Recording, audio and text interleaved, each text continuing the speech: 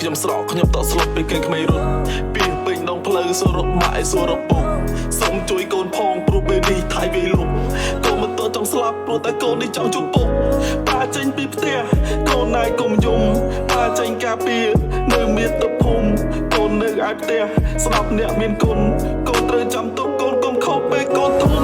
ទឹកភ្នែកខ្ញុំស្រក់ហាក់បីដូចជាទឹកភ្លៀងឃើញជនភេស័តគាត់រត់គេចពីសង្គ្រាមគ្មានទីជម្រកហូបបាយវិញក៏មិនទៀង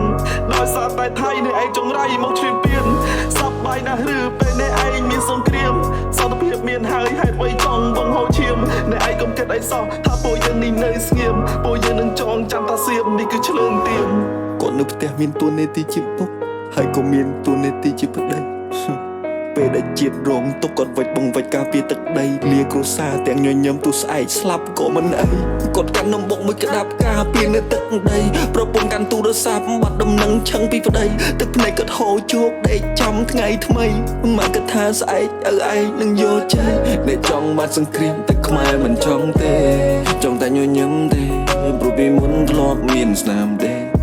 តែបើសៀមឈ្លានពានឈាមខ្មែរក៏មិននៅស្ងៀមដែរទីតានសំដាក់បេះដូងគោរពនឹងអរគុណទៅដល់អ្នកបង្កើតមូលនិធិជំនួយសម្រាប់ជួយដល់វីរៈកងទ័ព This is ខ្មែរភ្នែកខ្ញុំស្រក់ខ្ញុំតក់ស្លុតពេលគេក្មេងរត់ពីពេញដងផ្លូវសរត់ម៉ាក់សរត់ពុកសូមជួយកូនផងព្រោះពេលនេះថៃវាលុបកូនមិនតចង់ស្លាប់ព្រោះតែកូននេះចង់ជួបពុកប៉ាចេញពីផ្ទះកូនណាយកុំយំប៉ាចេញការពារនៅមាតុភូមិកូននៅឯផ្ទះស្ដាប់អ្នកមានគុណកូនត្រូវចាំទុក